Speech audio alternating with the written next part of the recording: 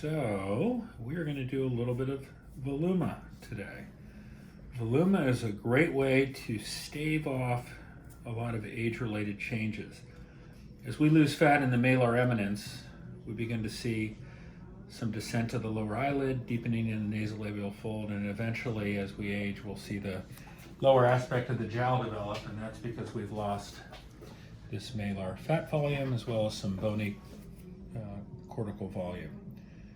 So what I do is I look at the patient, I'm looking at horizontal width, and then I'm looking at projection. I think for Juliet here, mid-cheek, deposition, I'll move the needle around a bit to kind of customize the treatment, but I use a depot technique. It's a little full initially, and then I'm able to just compress it, and we get a nice result. Again, I'm moving the needle a little bit for a little bit more projection.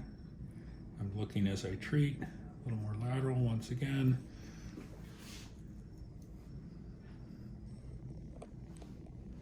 So Voluma is a 2-year product, so in a couple minutes here we've provided some significant long-term rejuvenation.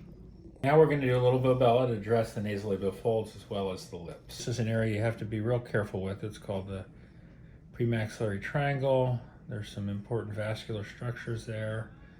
So as I inject, I'm looking to see if there's any evidence of being in a blood vessel for safety purposes. And I'm not going to put a whole lot in there since we just did some Voluma for Juliet. But you can see effacement of the line, and again, just a little more in the premaxillary triangle.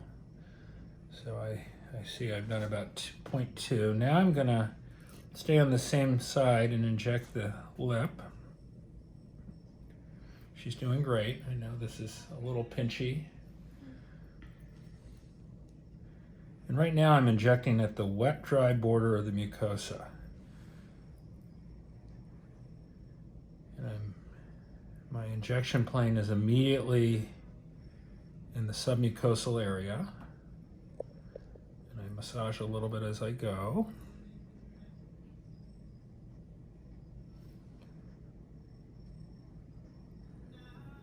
Being mindful of how much I've used. A little area there that's thinking about maybe bruising. And I'm going to switch to the other on this contralateral side in the premucosa, or the premaxillary triangle. Nasolabial fold, softening that. Little superficial line. So softening that. Now we're going to balance the lips out with the lower lip. Again, feeling as I go.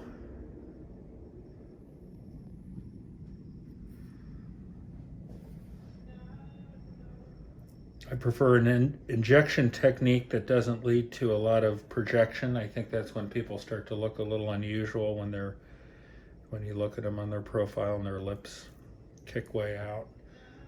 But it's nice to see more vertical height of the lips on that anterior posterior view. And the last little bit here. So that's it.